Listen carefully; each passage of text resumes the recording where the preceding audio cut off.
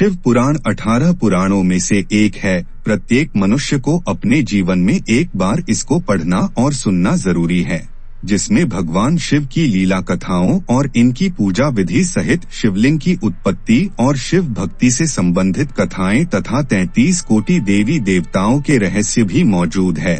हम यहाँ प्रतिदिन शिव पुराण की संपूर्ण कहानियाँ एक एक करके सुनाएंगे, जिससे आपको अपने जीवन में सुख और आनंद की प्राप्ति होगी। सबसे पहले चैनल को लाइक और सब्सक्राइब करें। शुरू करते हैं श्री रुद्राष्टकम। श्लोक 1।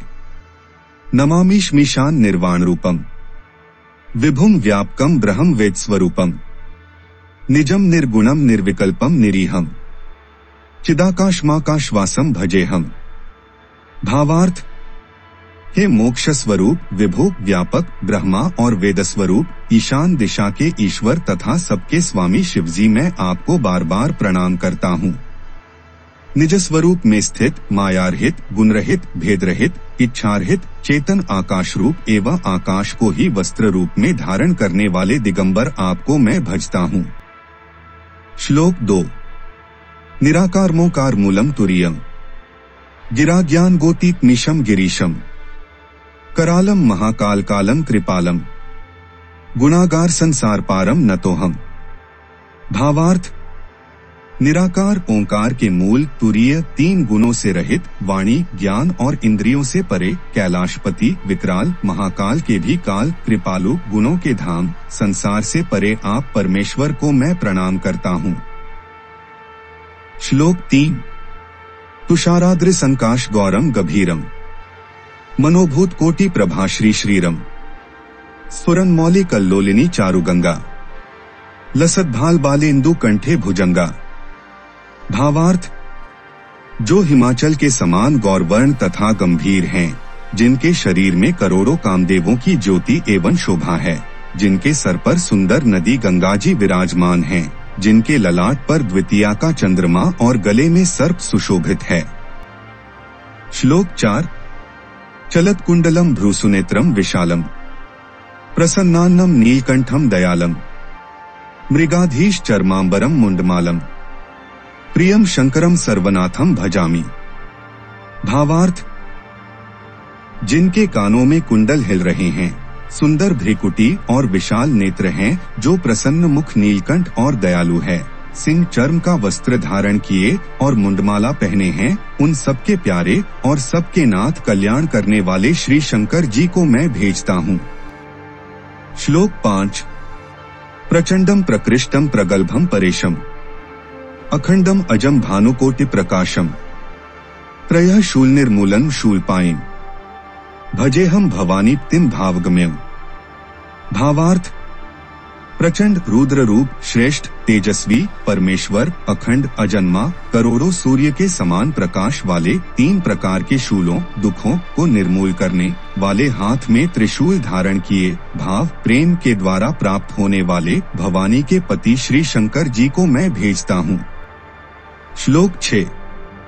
कलातीत कल्याण कल्पांतकारी सदा सज्जनानंद दाता पुरारी चिदानंद संदोह मोहाफारी प्रसीद प्रसीद प्रभो मनमथारी। भावार्थ: कलाओं से परे, कल्याण स्वरूप, कल्प का अंत करने वाले, सज्जनों को सदा आनंद देने वाले, त्रिपुर के शत्रु, सच्चिदानंद घन, मोह को हरने वाले, मन को मथ डालने वाले, कामदेव के शत्रु, हे प्रभु प्रसन्न होइए, प्रसन्न होइए। श्लोक 7।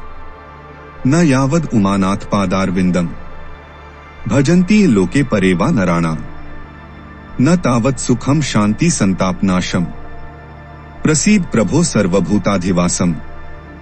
भावार्थ: जब तक पार्वती के पति आपके चरण कमलों को मनुष्य नहीं भजते, तब तक उन्हें ना तो इस लोक और ना ही परलोक में सुख शांति मिलती है और ना ही उनके पापों का नाश होता है। आथ समस्त जीवों के अंदर हृदय में निवास करने वाले प्रभु प्रसन्न होइए।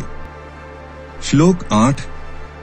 न जानामि योगम जपम नैव पूजा न तो हम सदा सर्वदा शंभु तुभ्यम जरा जन्म दोह खौग तातप्यमानम प्रभो पाहि आपन मामीश शंभो। भावार्थ: मैं ना तो योग जानता हूँ, ना जप, ना ही पूजा जानता हूँ। हे शंभु, मैं तो सदा सर्वदा आपको ही नमस्कार करता हूँ। यह प्रभु बुढ़ापा तथा जन्म मरण के दुख समूह से जलते हुए मुझ दुखी की रक्षा करिए। हे ईश्वर, हे शंभु, मैं आपको नमस्कार करता हूँ। श्लोक 9। रुद्राष्टकमिदं प्रोक्तम विप्रेण हर्तोषे, ये पठन्ति नरा भक्त्या तेषां शंभुः प्रसीदति। भावार्थ, भगवान रुद्र की स्तुति का यह अष्टक शंकर जी की तुष्टि प्रसन्नता के लिए ब्राह्मण द्वारा कहा गया। जो मनुष्य से भक्ति पूर्वक पढ़ते हैं उन पर भगवान शंभु प्रसन्न होते हैं। आगे हम शिव पुराण की कहानियां सुनाने जा रहे हैं। हमारे साथ बने रहने और संपूर्ण शिव पुराण सुनने के लिए चैनल को सबसे पहले सब्सक्राइब करें। हर हर महादेव मित्रों, सबसे पहले चैनल को लाइक और सब्सक्राइब करें।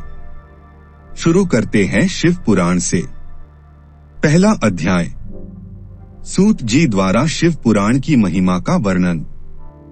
श्री शौनक जी ने पूछा, महाज्ञानी सूत जी, आप संपूर्ण सिद्धांतों के ज्ञाता हैं, कृपया मुझसे पुराणों के सार का वर्णन करें।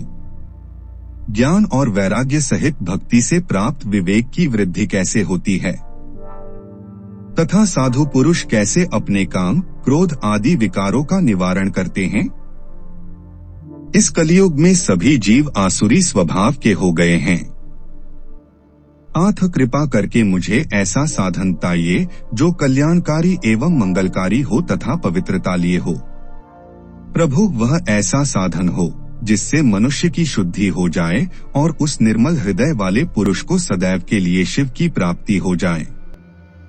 श्री सूत जी ने उत्तर दिया, शौनक जी, आप धन्य हैं, क्योंकि आपके मन में पुराण कथा को सुनने के लिए अपार प्रेम व लालसा है। इसलिए मैं तुम्हें परम उत्तम शास्त्र की कथा सुनाता हूँ। वत्स, संपूर्ण सिद्धांत से संपन्न भक्ति को बढ़ाने वाला तथा शिवजी को संतुष्ट करने वाला अमृत के समान दिव्य शास्त्र है शिव पुराण। इसका पूर्व काल में शिवजी ने ही प्रवचन किया था। गुरुदेव व्यास ने सनत कुमार मुनि का उपदेश पाकर आदर पूर्वक इस पुराण की रचना की है। यह पुराण कलियुग में मनुष्यों के हित का परम साधन है। शिव पुराण परम उत्तम शास्त्र है।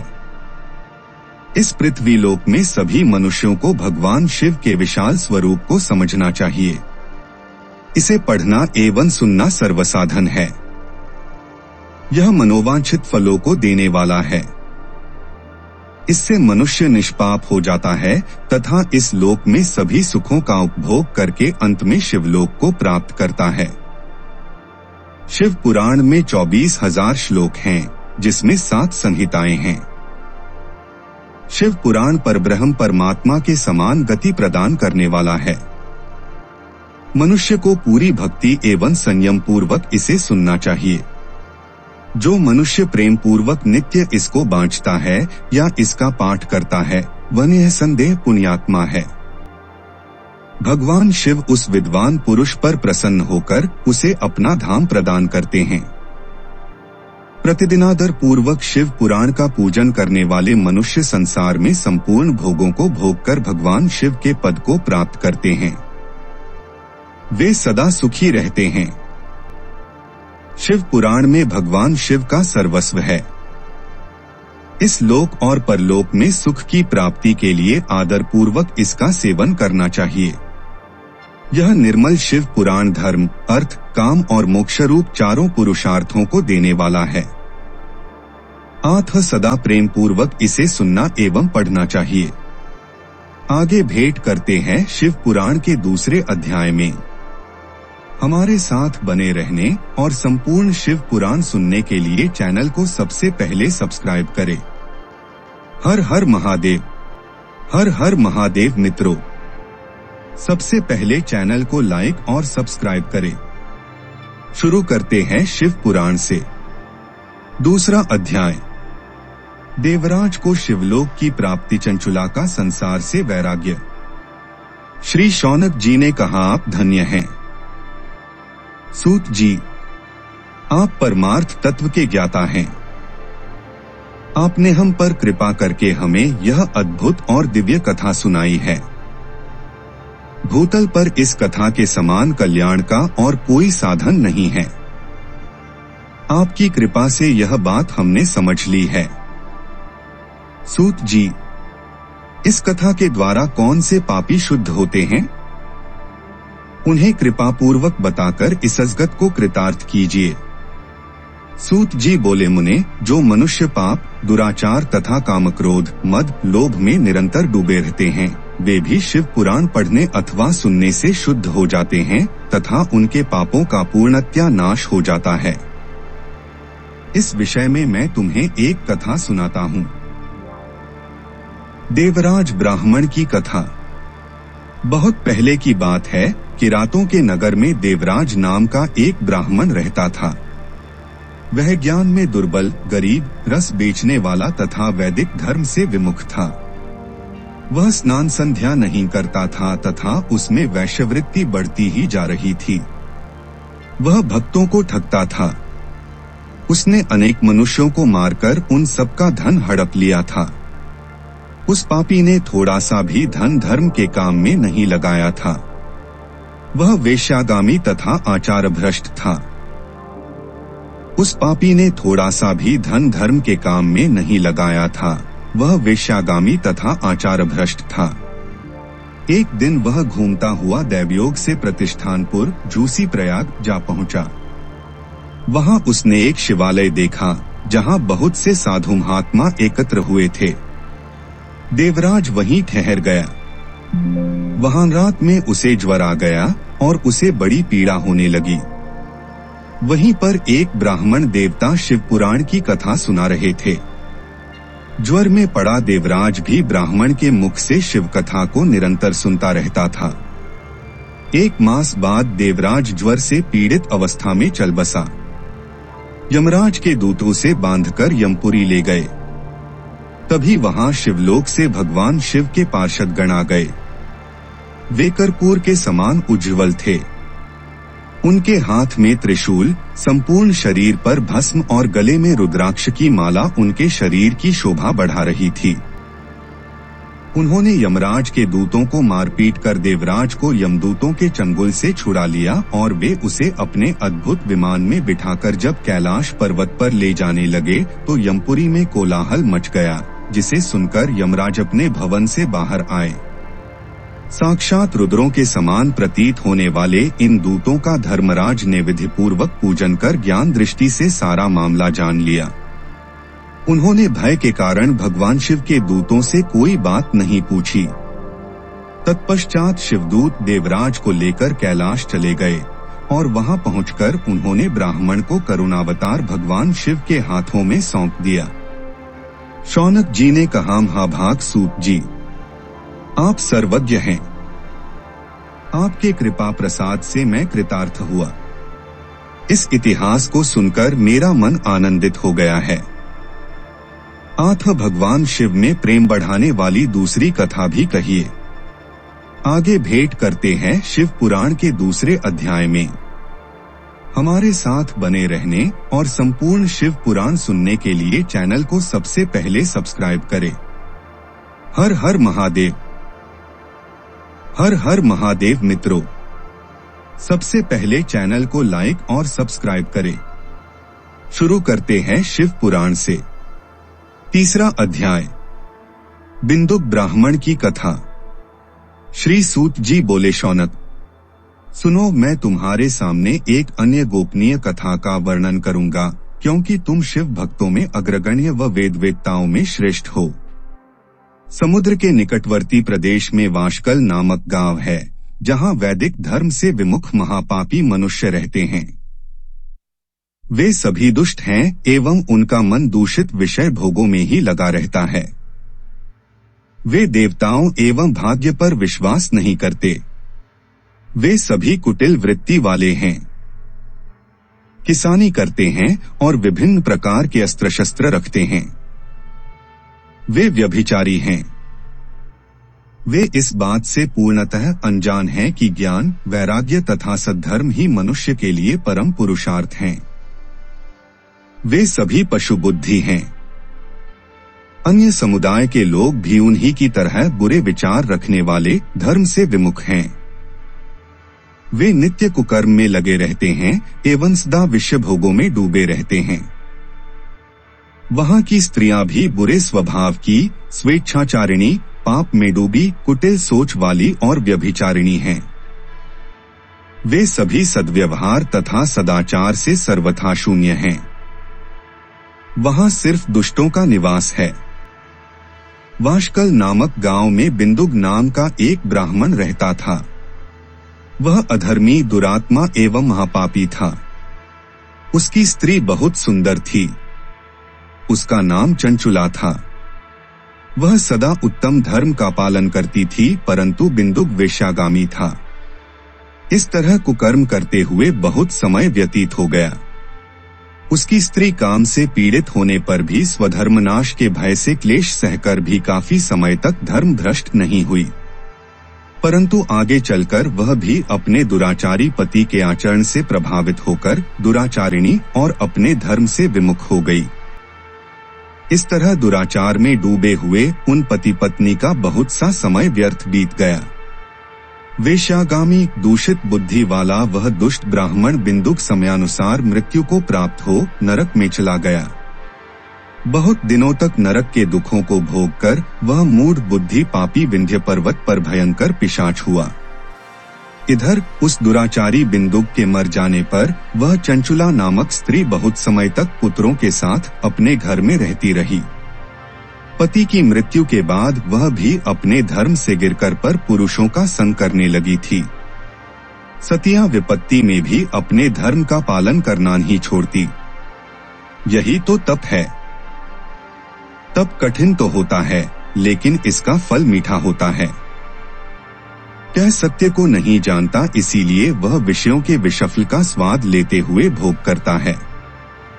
एक दिन दैवयोग से किसी पुण्य पर्व के आने पर वह अपने भाई बंधुओं के साथ गोकर्ण क्षेत्र में गई। उसने तीर्थ के जल में स्नान किया एवं बंधुजनों के साथ यत्र तत्र घूमने लगी। घूमते घूमते वह एक देव मंदिर में गई। वहां उसने एक ब्राह्मण के मुख से भगवान शिव की परम पवित्र एवं मंगलकारी कथा सुनी। कथावाचक ब्राह्मण कह रहे थे कि जो स्त्रियां व्यभिचार करती हैं, वे मरने के बाद जब यमलोक जाती हैं, तब यमराज के दूत उन्हें तरह तरह से यंत्रणा देते हैं। वे उसके कामांगों को तप्त लौह दंडों से दागते हैं। तप्त लौह के पुरुष से उसका संसर्ग कराते हैं।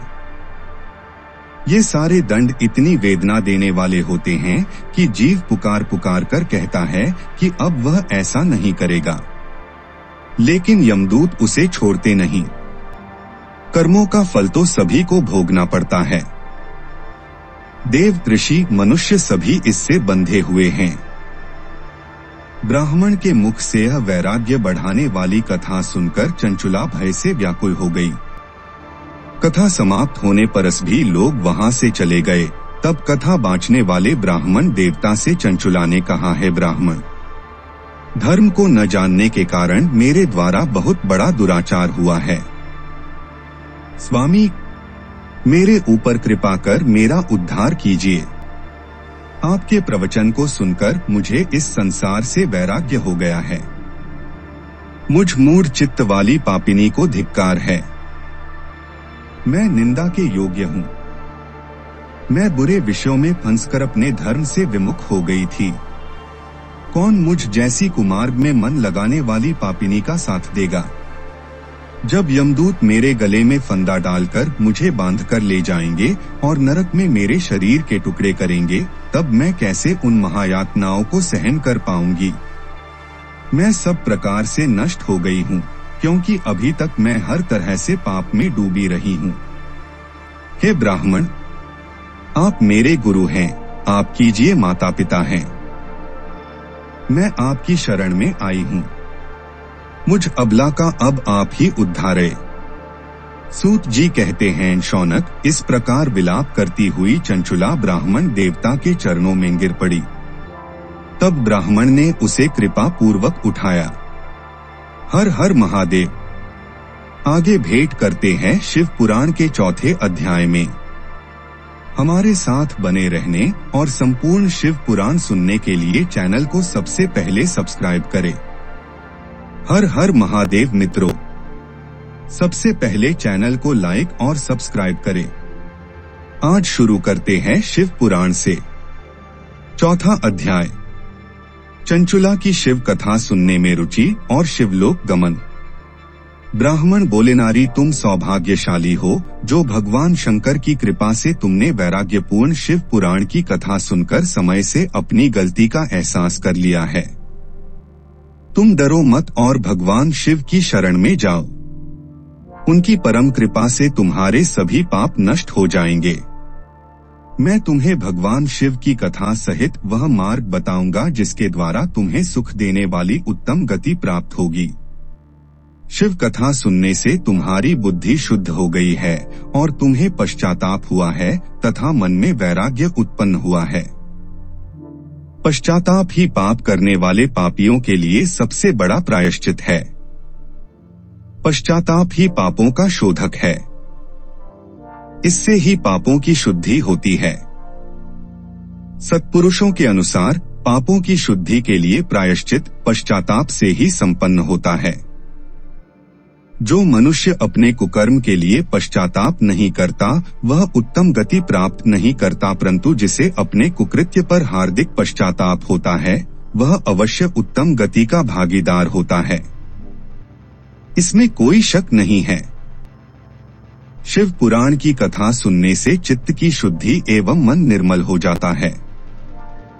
शुद्ध चित्त में ही भगवान शिव व पार्वती का वास होता है। वह शुद्धात्मा पुरुष सदाशिव के पद को प्राप्त होता है। इस कथा का श्रवण सभी मनुष्यों के लिए कल्याणकारी है। अत इसकी आराधना व सेवा करनी चाहिए। यह कथा भवबंधन रूपी रोग का नाश करने वाली है। भगवान शिव की कथा सुनकर हृदय में उसका मनन करना चाहिए। इससे चित्त की शुद्धि होती है। चित्त शुद्धि होने से ज्ञान और वैराग्य के साथ महेश्वर की भक्ति निश्चय ही प्रकट होती है तथा उनके अनुग्रह से दिव्य मुक्ति प्राप्त होती है। जो मनुष्य माया के प्रति आसक्त है वह इस संसार बंधन से मुक्त नहीं हो पाता।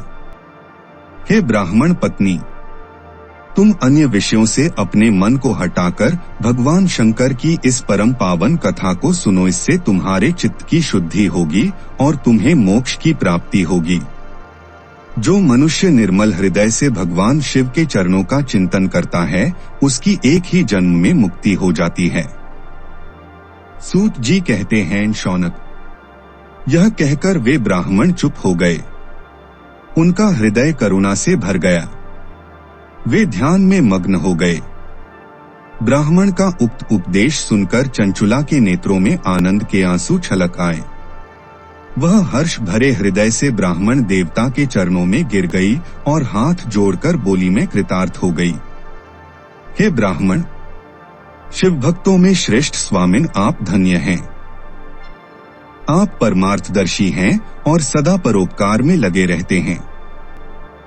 साधो, मैं नरक के समुद्र में गिर रही हूँ। कृपा कर मेरा उद्धार कीजिए। जिस पौराणिक व अमृत के समान सुंदर शिव पुराण कथा की बात आपने की है उसे सुनकर ही मेरे मन में वैराग्य उत्पन्न हुआ है। उस अमृतमयी शिव पुराण कथा को सुनने के लिए मेरे मन में बड़ी श्रद्धा हो रही है। कृपया आप मुझे उसे सुनाइए। सूत जी कहते हैं, शिव पुराण की कथा सुनने की इच्छा मन में लिए हुए चंचुला उन ब्राह्मण देवता की सेवा में वहीं रहने लगी। उस गोकर्ण नामक महाक्षेत्र में उन ब्राह्मण देवता के मुख से चंचुला शिव पुराण की भक्ति, ज्ञान और वैराग्य बढ़ाने वाली और मुक्ति देने वाली परम उत्तम कथा सुनकर कृतार्थ हुई। उसका चित्त शुद्ध हो गया। वह अपने हृदय में शिव के सगुण रूप का चिंतन करने लगी। वह सदैव शिव के सच्चिदानंदमय स्वरूप का स्मरण करती थी। तत्पश्चात अपना समय पूर्ण होने पर चंचुला ने बिना किसी कष्ट के अपना शरीर त्याग दिया। उसे लेने के लिए एक दिव्य विमान वहां पहुंचा। यह विमान शोभा साधनों से सजा था एवं शिव गणों से सुशोभित था। चंचुला विमान से शिवपुरी पहुंची। उसके सारे पाप धुल गए। वह दिव्यांगना हो गई। वह गौरांगी देवी मस्तक पर अर्धचंद्र का मुकुट व अन्य दिव्य आभूषण पहने शिवपुरी पहुंची। वहां उसने सनातन देवता त्रिनेत्रधारी महादेव शिव को देखा। सभी देवता उनकी सेवा में भक्तिभाव से उपस्थित थे। उनकी अंग कांति करोड़ों सूर्यों के समान प्रकाशित हो रही थी। 5 मुख और हर मुख में 3-3 नेत्र थे। मस्तक पर अर्धचंद्राकार मुकुट शोभायमान हो रहा था। कंठ में नील चिन्ह था। उनके साथ में देवी गौरी विराजमान थीं, जो विद्युत पुंज के समान प्रकाशित हो रही थीं। महादेव जी की कांति कपूर के समान गौर थी। उनके शरीर पर श्वेत वस्त्र थे तथा शरीर श्वेत भस्म से युक्त था। इस प्रकार भगवान शिव के परम उज्ज्वल रूप के दर्शन कर चंचुला बहुत प्रसन्न हुई। उसने भगवान को बारंबार प्रणाम किया और हाथ जोड़कर प्रेम, आनंद और संतोष से युक्त हो विनीत भाव से खड़ी हो गई। उसके नेत्रों से आनंदाश्रुओं की धारा बहने लगी। भगवान शंकर व भगवती गौरी उमा ने करुणा के साथ सौम्य दृष्टि से देखकर चंचुला को अपने पास बुलाया। गौरी उमा ने उसे प्रेम पूर्वक अपनी सखी बना लिया। चंचुला सुखपूर्वक भगवान शिव के धाम में उमा देवी की सखी के रूप में निवास करने लगी। हर हर महादेव। आगे भेंट करते हैं शिव पुराण के 5वें अध्याय में। हमारे साथ बने रहने और संपूर्ण शिव पुराण सुनने के लिए चैनल को सबसे पहले सब्सक्राइब करें। हर हर महादेव मित्रों, सबसे पहले चैनल को लाइक और सब्सक्राइब करें। आज शुरू करते हैं शिव पुराण के 5वां अध्याय। बिंदुक का पिशाच योनि से उद्धार। सूत जी बोले, शौनक, एक दिन चंचुला आनंद में मग्न उमा देवी के पास गई और दोनों हाथ जोड़कर उनकी स्तुति करने लगी। चंचुला बोली, हे गिरिराज नंदिनी, स्कंद माता उमा, आप सभी मनुष्यों एवं देवताओं द्वारा पूज्य तथा समस्त सुखों को देने वाली हैं। आप शंभु प्रिया हैं। आप ही सगुणा और निर्गुणा हैं। हे सच्चिदानंद स्वरूपिणी, आप ही प्रकृति की पोषक हैं। हे माता, आप ही संसार की सृष्टि, पालन और संहार करने वाली हैं। आप ही ब्रह्मा, विष्णु और महेश को उत्तम प्रतिष्ठा देने वाली परम शक्ति हैं। सूत जी कहते हैं, शौनक, सद्गति प्राप्त चंचुला इस प्रकार देवी की स्तुति कर शांत हो गई। उसकी आंखों में प्रेम के आंसू उमड़ आए।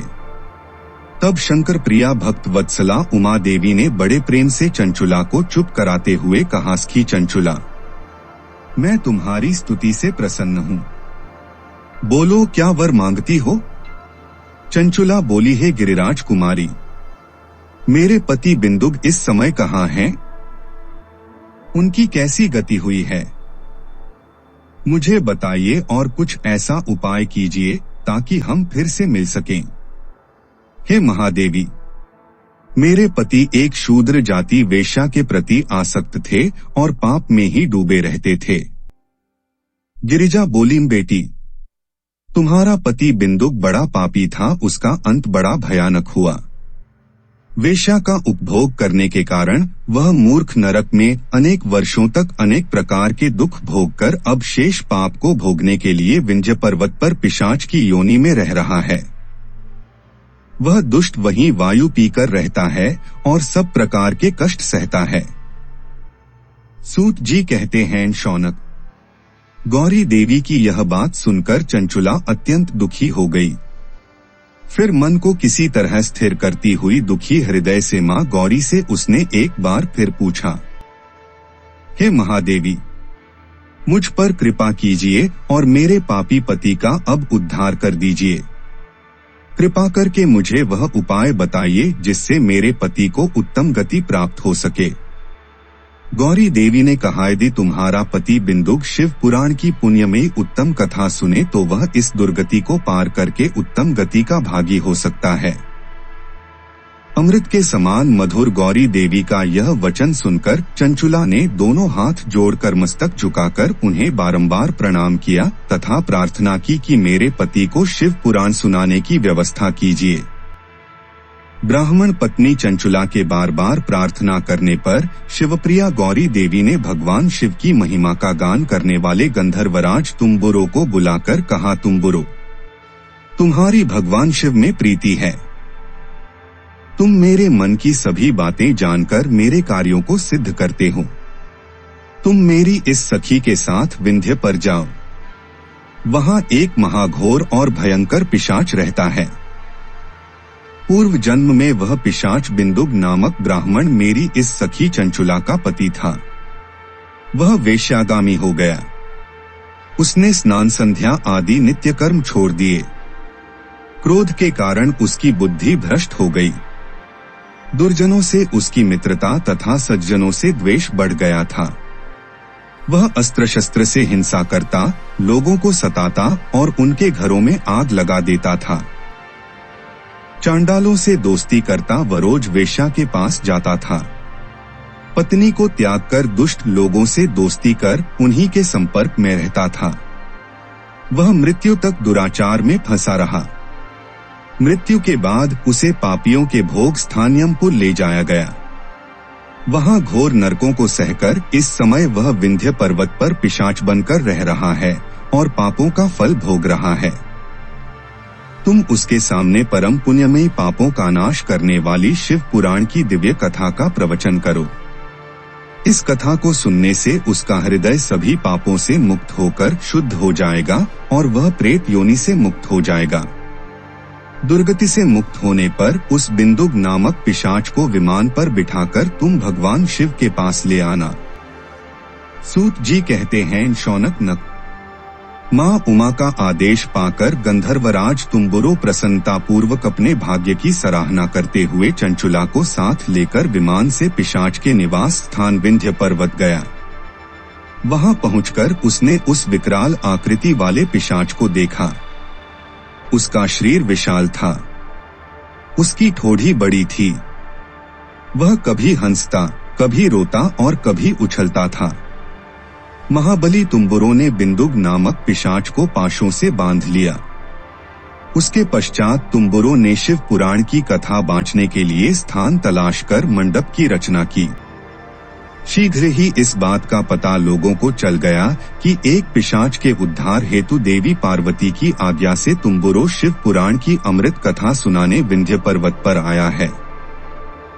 उस कथा को सुनने के लोभ से बहुत से देवर्षि वहां पहुंच गए। सभी को आदर पूर्वक स्थान दिया गया।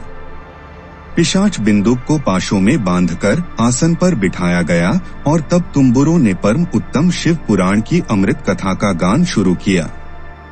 उसने पहली विद्येश्वर संहिता से लेकर 7वीं वायु संहिता तक शिव पुराण की कथा का स्पष्ट वर्णन किया।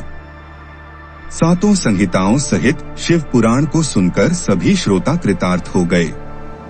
परम पुण्य में शिव पुराण को सुनकर पिशाच सभी पापों से मुक्त हो गया और उसने पिशाच शरीर का त्याग कर दिया। शीघ्र ही उसका रूप दिव्य हो गया। उसका शरीर गौर वर्ण का हो गया।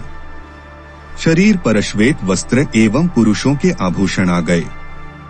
इस प्रकार दिव्य देहधारी होकर बिंदुक अपनी पत्नी चंचुला के साथ स्वयं भी भगवान शिव का गुणगान करने लगा।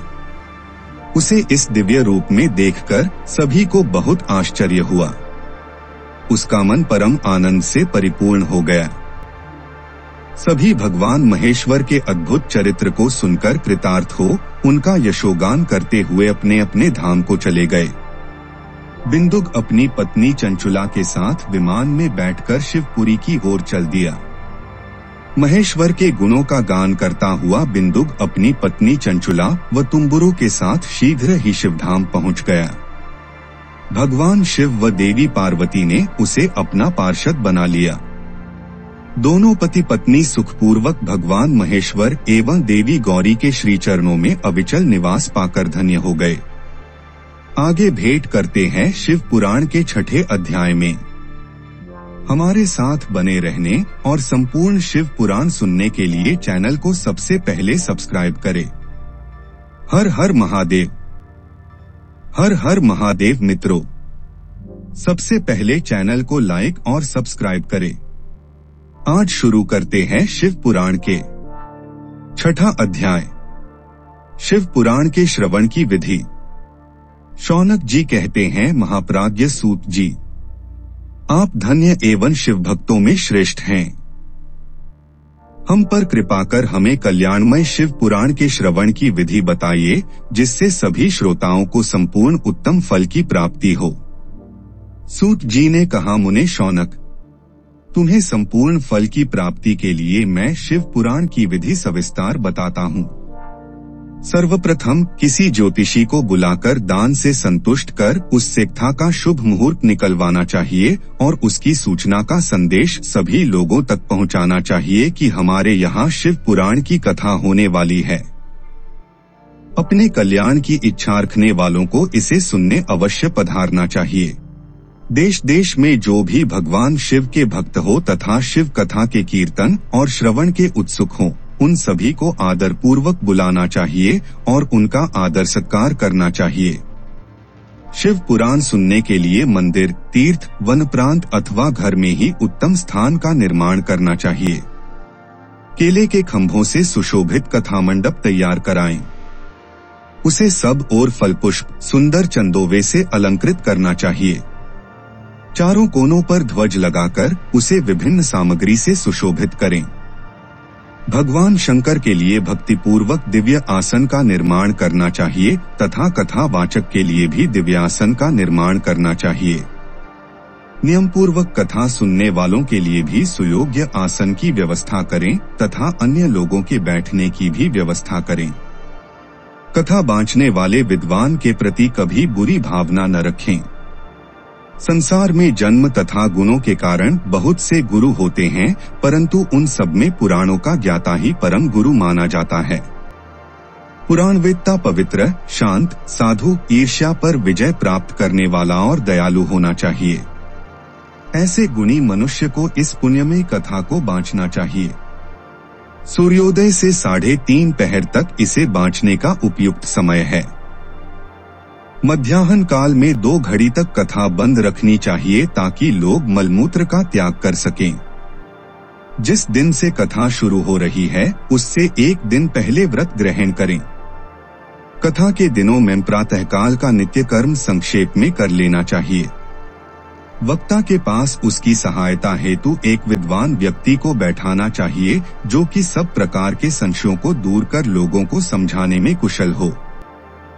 कथा में आने वाले विघ्नों को दूर करने के लिए सर्वप्रथम गणेश जी का पूजन करना चाहिए।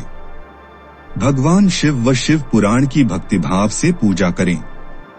तत्पश्चात श्रोता तन मन से शुद्ध होकर आदर पूर्वक शिव पुराण की कथा सुने।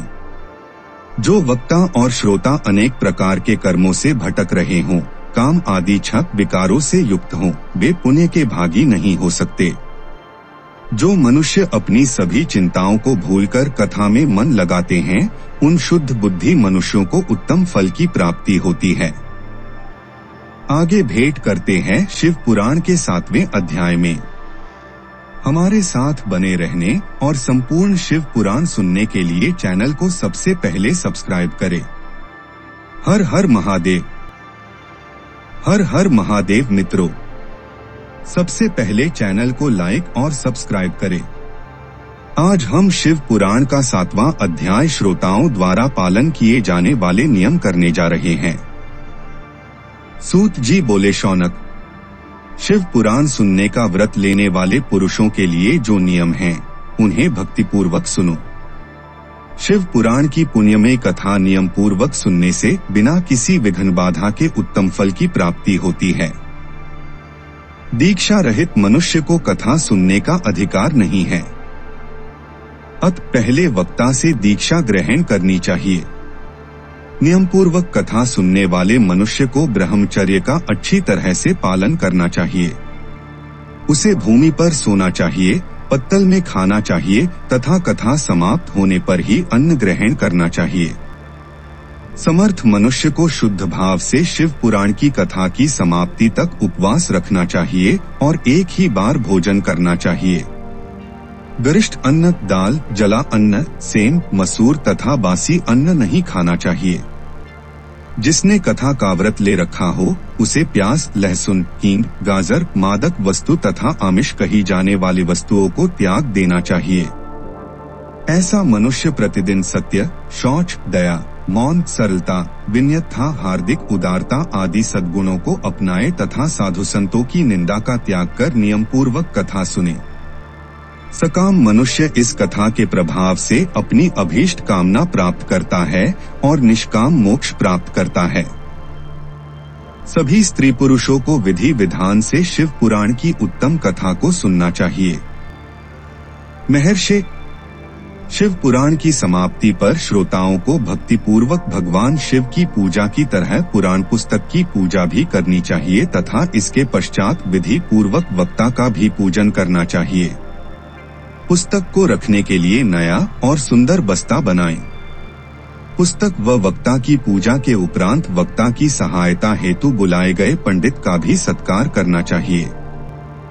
कथा में पधारे अन्य ब्राह्मणों को भी अन्नधन का दान दें। गीत, वाद्य और नृत्य से उत्सव को महान बनाएं। विरक्त मनुष्य को कथा समाप्ति पर गीता का पाठ करना चाहिए तथा गृहस्थ को श्रवण कर्म की शांति हेतु होम करना चाहिए। होम रुद्र संहिता के श्लोकों द्वारा अथवा गायत्री मंत्र के द्वारा करें। यदि हवन करने में असमर्थ हो तो भक्ति पूर्वक शिव सहस्र नाम का पाठ करें। कथा श्रवण संबंधी व्रत की पूर्णता के लिए शहद से बनी खीर का भोजन 11 ब्राह्मणों को कराकर उन्हें दक्षिणा दें। समृद्ध मनुष्य 3 तोले सोने का एक सुंदर सिंहासन बनाए और उसके ऊपर लिखी अथवा लिखाई हुई शिव पुराण की लिखी पोथी विधि पूर्वक स्थापित करें तथा पूजा करके दक्षिणा चढ़ाएं। फिर आचार्य का वस्त्र, आभूषण एवं गंध से पूजन करके दक्षिणा सहित वह पुस्तक उन्हें भेंट कर दें। शौनक, इस पुराण के दान के प्रभाव से भगवान शिव का अनुग्रह पाकर मनुष्य भवबंधन से मुक्त हो जाता है। शिव पुराण को विधि पूर्वक संपन्न करने पर यह संपूर्ण फल देता है तथा भोग और मोक्ष प्रदान करता है। मुने, शिव पुराण का सारा महात्म्य जो संपूर्ण फल देने वाला है मैंने तुम्हें सुना दिया है। अब आप और क्या सुनना चाहते हो? श्रीमान शिव पुराण सभी पुराणों के माथे का तिलक है। जो मनुष्य सदा भगवान शिव का ध्यान करते हैं, जिनकी वाणी शिव के गुणों की स्तुति करती है और जिनके दोनों कान उनकी कथा सुनते हैं, उनका जीवन सफल हो जाता है, वे संसार सागर से पार हो जाते हैं। ऐसे लोग इहलोक और परलोक में सदा सुखी रहते हैं। भगवान शिव के सच्चिदानंदमय स्वरूप का स्पर्श पाकर ही समस्त प्रकार के कष्टों का निवारण हो जाता है। उनकी महिमा जगत के बाहर और भीतर दोनों जगह विद्यमान है। उन अनंत आनंद रूप परम शिव की मैं शरण लेता हूँ। यही 7वें अध्याय के साथ शिव पुराण महात्म्य समाप्त होता है। आगे भेंट करते हैं शिव पुराण से विधेश्वर संहिता में। हमारे साथ बने रहने और संपूर्ण शिव पुराण सुनने के लिए चैनल को सबसे पहले सब्सक्राइब करें। हर हर महादेव।